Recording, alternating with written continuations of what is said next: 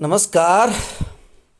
Welcome to you everyone in नेमसिन सोडा classes. तो हमने इससे पहले वाले वीडियो में चैप्टर नंबर फर्स्ट ईंटें मनके और अस्थियां उसके प्रश्न पढ़े थे, उसके वेरी शॉर्ट टाइप क्वेश्चन।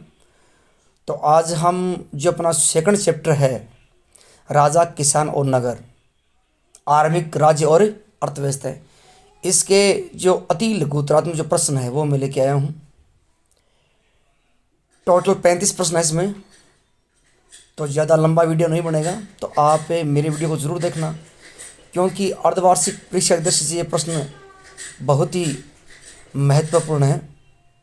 आप अच्छे से जरूर पढ़ें और वीडियो को लाइक और शेयर जरूर करें। तो अपना पहला प्रश्न क्या देखो, ये सारे ऑब्जेक्टिव टाइप क्वेश्चन भी हैं और वो भी हैं, ठीक है ना। तो अपना पहला प्रश्न क्या देखो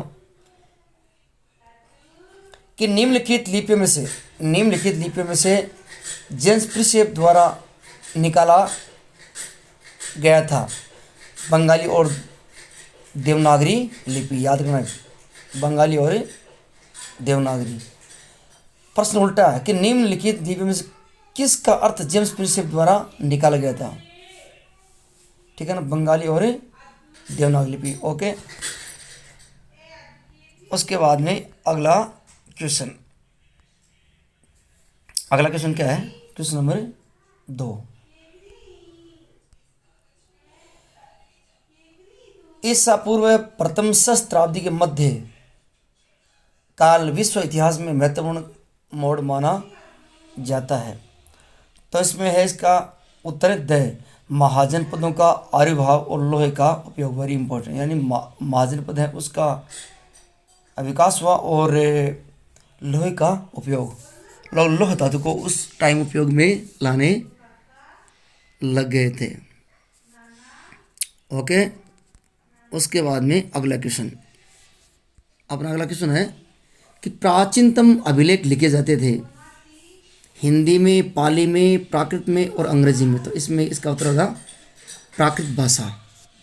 यानी जो प्राकृत भाषा है उसमें जो प्राचीनतम अभिलेख हैं वो लिखे जाते थे, जिसको रिकॉर्ड कहते हैं। क्या बोलते हैं? रिकॉर्ड, ठीक है ना। उसके बाद में बोला नेक्स्ट क्वेश्चन,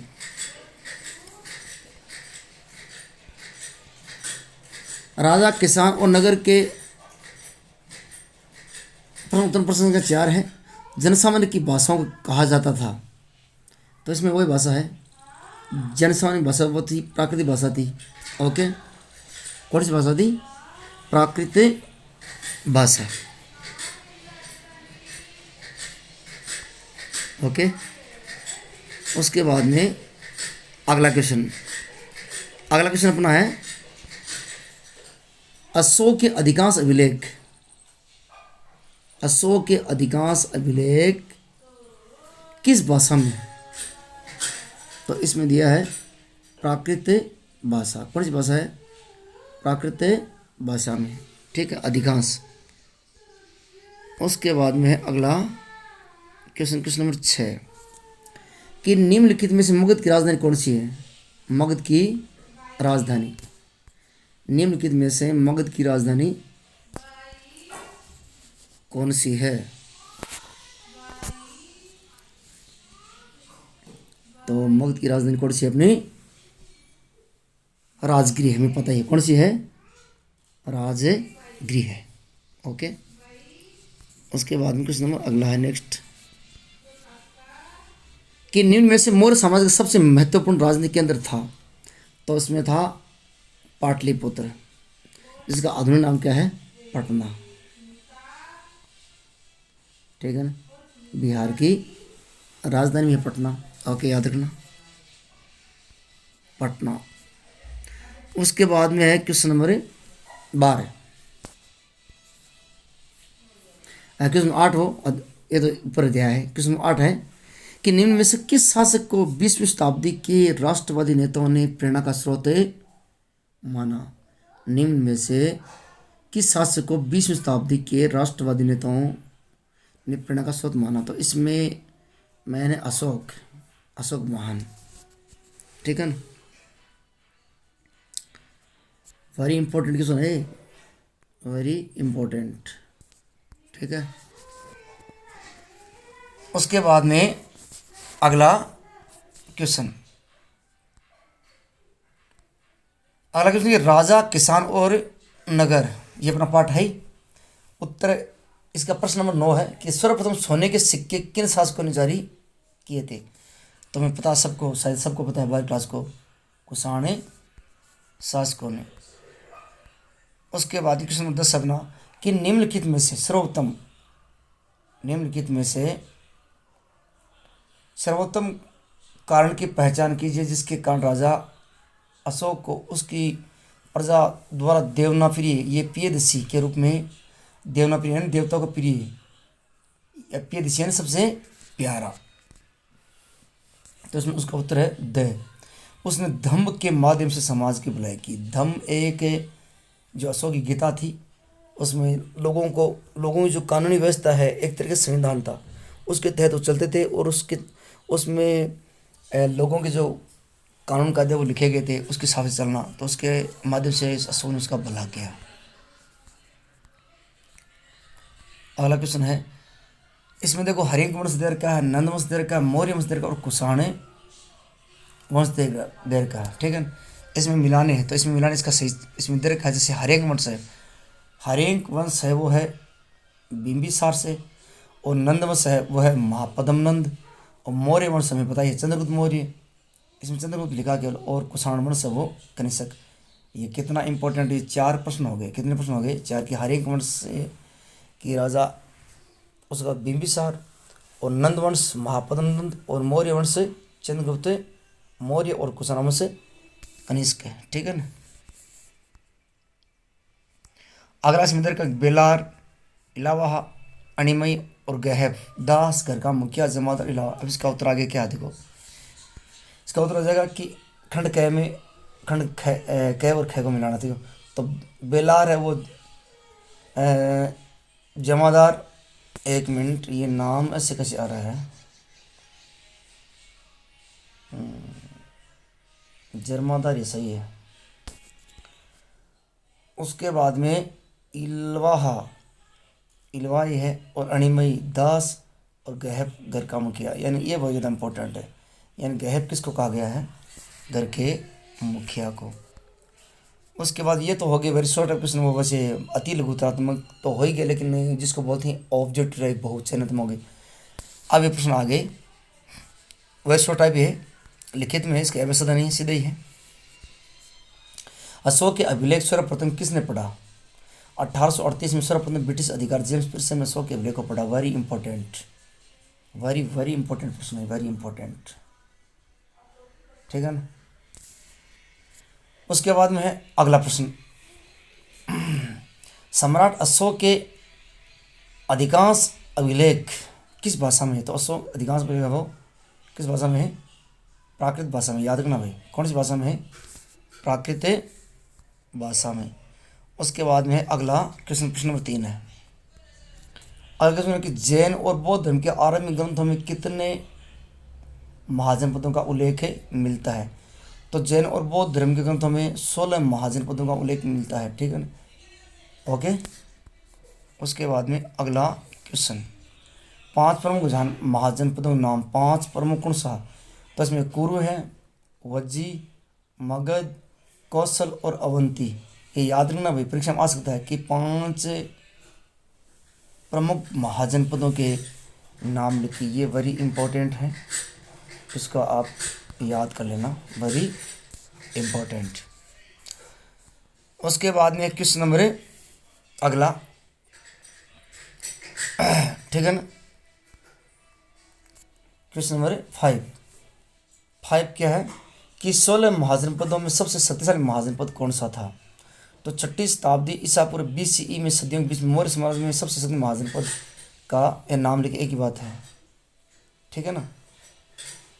तो 6वीं और 4वीं सदी के बीच मौर्य समाज के सबसे शक्तिशाली महाजनपद का नाम लिखिए। इसमें देखो उत्तर इसका नहीं दिया गया है, इसका उत्तर मैं बता दूँ आपको, इसका उत्तर है मगध,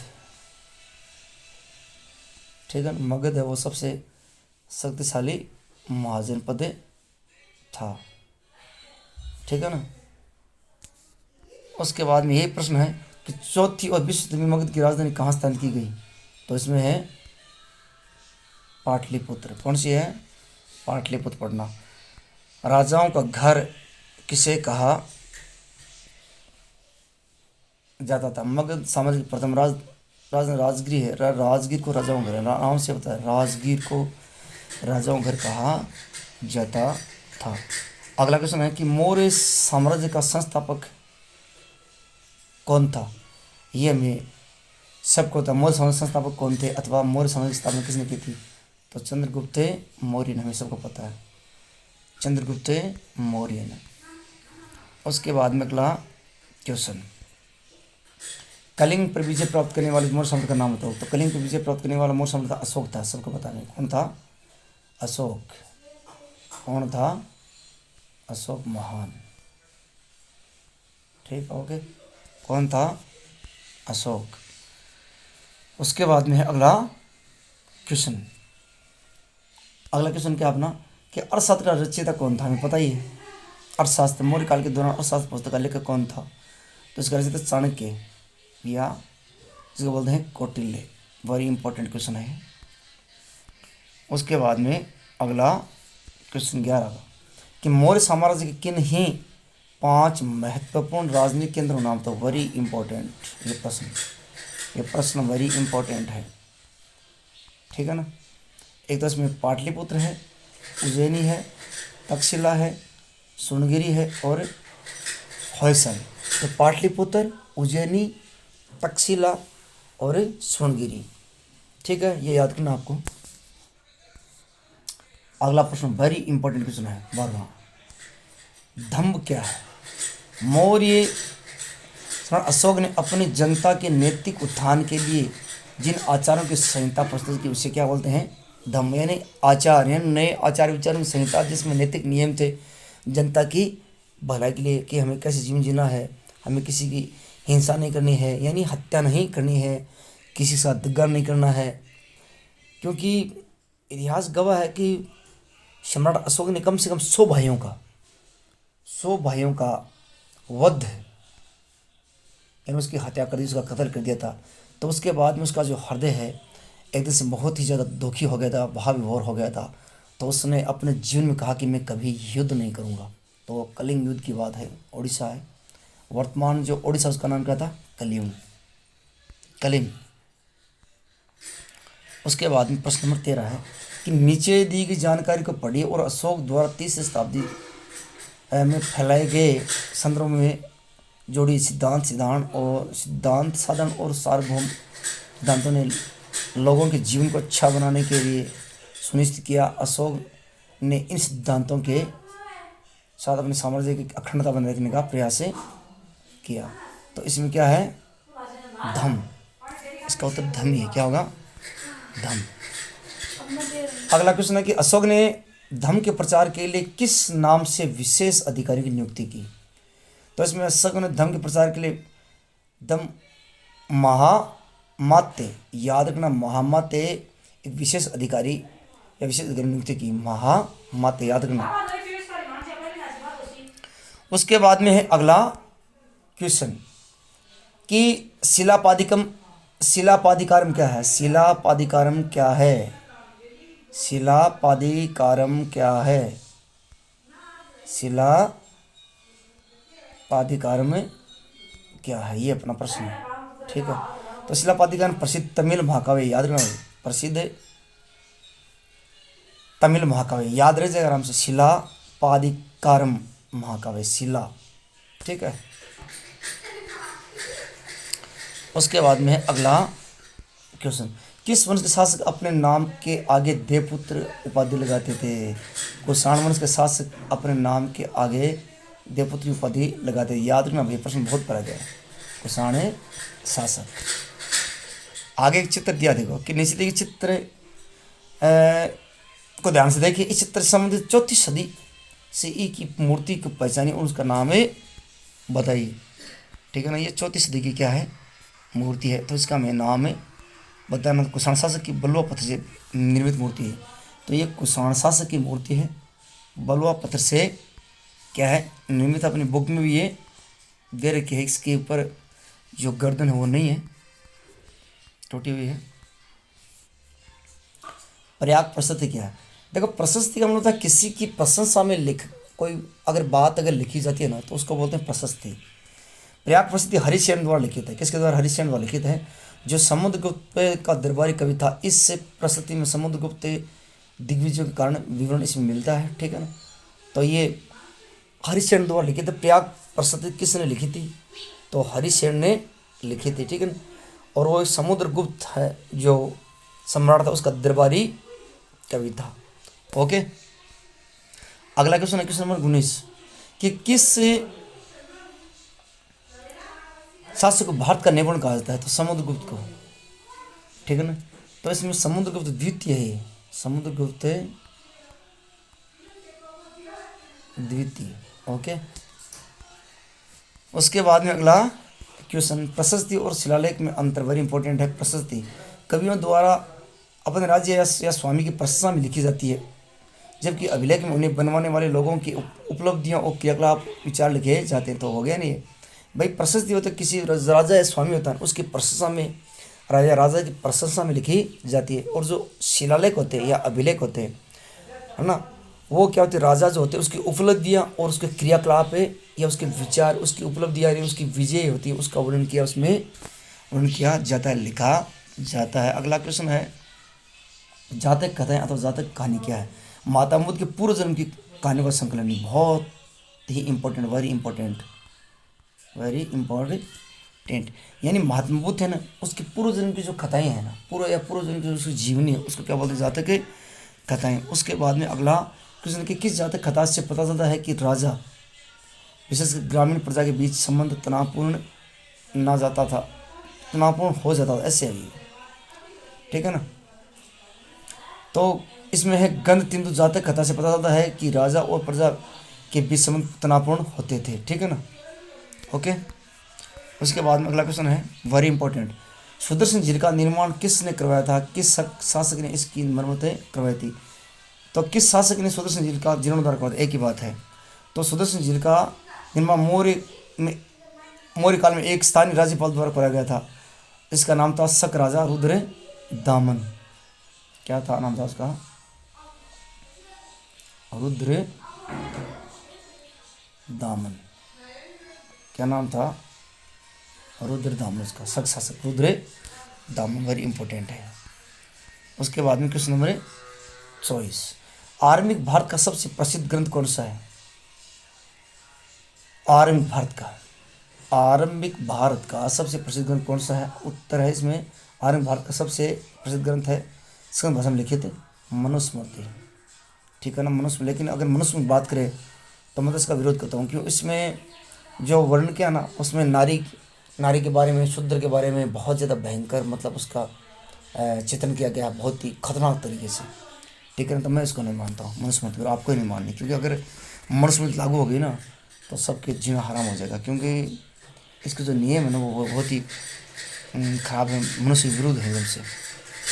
उसके बाद में अगला प्रश्न, गुप्त वंश की किस शासिका ने भूमिदान की? गुप्त वंश की किस शासिका प्रभावती गुप्त ने भूमि दान की थी? याद रखना भाई। ओके, उसके बाद हरिश्चरित्र के रचयिता कौन थे? हमें पता ही है, सबको पता है, कवि बाणभट्ट थे इसके। कौन थे? कवि बाणभट्ट। उसके बाद में है पाटलिपुत्र का विकास किस गांव से हुआ? उत्तर है इसका पाटलिपुत्र का विकास पाटलिग्राम नामक गांव से हुआ। पाटलिग्राम, याद रखना, जिसका वर्तमान नाम क्या है? पटना, ठीक है। उसके बाद में है अगला क्वेश्चन है कि चीनी यात्री हाइवेन सांग 7वीं सदी इसमें पाटलिपुत्र आया था। ये तो मैंने उसका मैंने उत्तर पढ़ दिया इसका कि चीनी यात्री हाइवेन सांग पाटलिपुत्र कब आया था, ठीक है ना।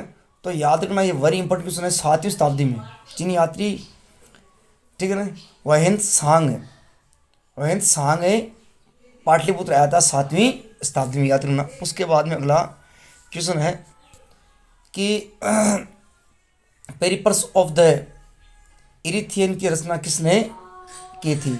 तो एक यूनानी समुद्री यात्री पेरिपल्स ऑफ एरिथ्रियस ने इसकी रचना के नाम से पता चल रहा है। उसके बाद में है आहत सिक्के किन्हें कहा जाता है? 6ठी शताब्दी ईसा पूर्व में चांदी और तांबे के बने सिक्कों को आहत सिक्के कहा जाता है। आहत सिक्के किसे कहते हैं?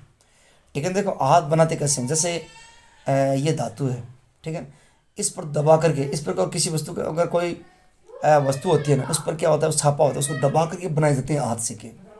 ठीक है ना, तो उसमें चांदी और तांबे के सिक्के जो होते थे ना 6ठी शताब्दी ईसा पूर्व में, उसको आहत सिक्के कहते थे। बनाते कैसे थे? किसी भी कोई चादर का टुकड़ा है वो ले लिया, ठीक है, या नहीं चादर का टुकड़ा, चांदी का चादर बना दी गई, पहले चांदी या सोने की बना दी गई या तांबे की बना दी गई, तो उस पर दबाव डाल देते, दबाव से वो सिक्के बन जाते, उस पर वो निशाने एकदम से बन जाते थे। ठीक है, ओके। उसके बाद में अगला क्वेश्चन, शासकों की प्रतिमा और नाम के सिक्के सर्वप्रथम किस राजवंशों के राजा ने जारी किए थे? तो हिंदू यूनानी शासकों ने, वेरी इंपॉर्टेंट है। यानी शासकों की प्रतिमा भी और उसका नाम भी था, ठीक है ना, किसका? राज में उसका नाम लिखा हुआ था, तो ये थे हिंदू यूनानी शासक। उसके बाद में अगला क्वेश्चन है कि कुषाण और गुप्त शासकों द्वारा जारी किए गए सोने के सिक्कों में एक अंतर स्पष्ट कीजिए। देखो, कुषाण शासकों द्वारा जारी किए गए सोने सिक्के वजन और आकार में तत्कालीन रोमन सम्राट तथा ईरान के पार्थियन शासकों द्वारा जारी किए सिक्कों के एकदम बराबर था, जबकि गुप्त शासकों द्वारा जारी किए सोने के सिक्के उच्च कोटि के थे। ये याद रखना हमें, यानी गुप्त शासकों ने जो सोने के सिक्के जारी किए थे वो क्या थे? उच्च कोटि के थे, उसका वजन ज़्यादा था। अगला क्वेश्चन क्या है कि भारत में सोने के सिक्के सबसे पहले कब और किस वंश के राजाओं ने जारी किए थे? भारत में सोने के सिक्के सबसे पहले प्रथम शताब्दी ईसा पूर्व है कुषाण शासकों ने, ये वेरी इंपॉर्टेंट, यानी कुषाण शासक थे ना, कुषाण शासक, उन्होंने ही सर्वप्रथम भारत में सोने के सिक्के जारी किए थे, कुषाण शासकों ने। अगला प्रश्न है कि मुद्रा शास्त्र से क्या अभिप्राय है? मुद्रा शास्त्र से अभिप्राय सिक्कों के अध्ययन से है, यानी जिसमें सिक्कों पर मिलने वाले चित्रों, लिपि और सिक्कों की धातुओं का भी अध्ययन किया या अध्ययन सम्मिलित है। यानी मुद्रा नाम से ही पता चला, यानी ये सिक्कों से, यानी शास्त्र जिसमें सिक्कों से संबंधित अध्ययन किया जाता है उसे मुद्रा शास्त्र कहते हैं। ठीक है,